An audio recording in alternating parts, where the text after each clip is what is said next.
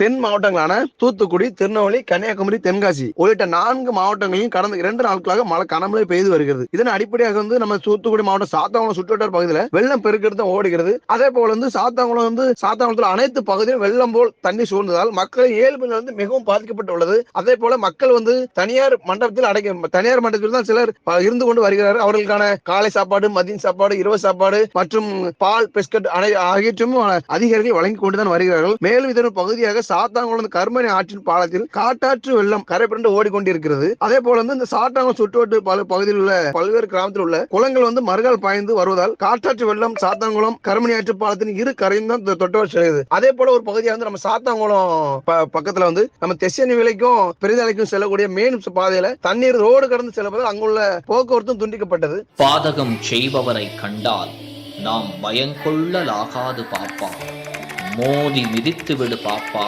அவர் முகத்தில் உமிழ்ந்து விடு பாப்பா.